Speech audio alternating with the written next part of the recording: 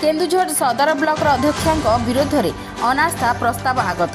गतकाली स्थानीय सदर ब्लॉक अध्यक्षक विरुद्ध में 16 जन पंचायत समिति सभ्य और 11 जन सरपंच लिखित भाव अनास्था आनी उपजिलापाल केन्दुझर को लिखित जणाइछन्ति। दीर्घ 2.5 वर्ष अतिक्रांत करिଥିବା सत्वे विभिन्न पंचायत रे किपरि उन्नतिमूलक कार्य हेब से विषय जानिबा पई चाहिले मध्य जानि पारु नाहंती। एमाने सेहिपरि अध्यक्षक मनमुखी कार्य पई सेमाने घोर असुविधार सम्मुखीन होउथिबा बेले ठीक समय रे पंचायत समितिर बैठक मध्य आयोजन हेउनथिबारु पंचायत समिति को आसुथिबा उन्नयन पांठीर सुविनियोग होई पारु नाही किंबा विकास होई पारु नाही। आसुथिबा अनुदान नै सभ्य मानक सह आलोचना न करी ठिकादार मानकर ठारू मोटा अंकर टंका नहीं मन इच्छा काम बंटा जाउथवा अभियोग करछन्ती एही सदस्य माने। से विषय रे आम्भे माने अध्यक्षांक पचारिले उल्टा आम्भ मानकु धमक देउछन्ती। तुमे किए जानिबा पई बोली सदस्य माने अभियोग करछन्ती। आम पंचायत समिति रे आम्भ मानकर उचित अधिकार मध्य आम्भे माने पाई पारना। पीसी कारबार रे लिप्त रहुछन्ती एनु एहार सुविचार करी उचित पदक्षेप ने बोली असंतुष्ट सदस्य माने कहिसन्ती। एने उपजिल्लापाल कहिसन्ती जे एहार तदंत करी उपयुक्त पदक्षेप ग्रहण करिवे।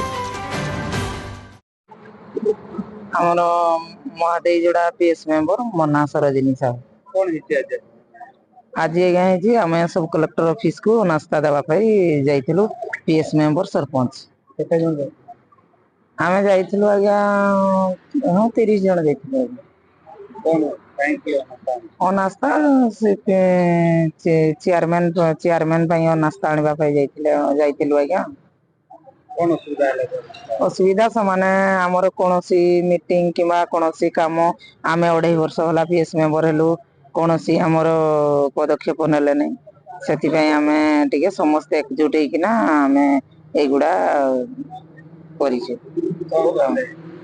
सब पीएस मेंबर तो आमर कथा आम जिते डाकिले भी गोटे मीटिंग कि कौन जमा मिसिले नहीं कि किसी आमर कथा टे बुझामणा कले नहीं से समस्ते कहले कि आम तो आगामी की किसी करें आम 2.5 वर्ष होला किसी करी भी पारिलु नहीं बर्तमान कौन इना तो समस्ते आम आज्ञा कथा अनास्था मना बसंत कुमार साहू पीएसएमर गोपीनाथपुर पंचायत आज अनास्था में आइलु आमर सदर ब्लॉक चेयरमैन ज्योतिर्मयी नायक को विरुद्ध रे दीर्घ 2.5 वर्ष है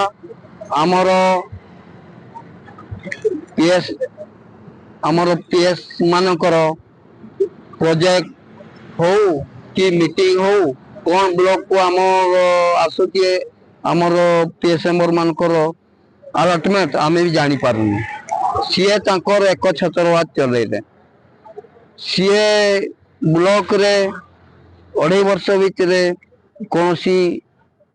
पीएस मेंबर भाई भौणी मान संपर्क रखिले नहीं तेणु आम बाध्य होई आज आम डिसाइड कलु 24 तारीख आमर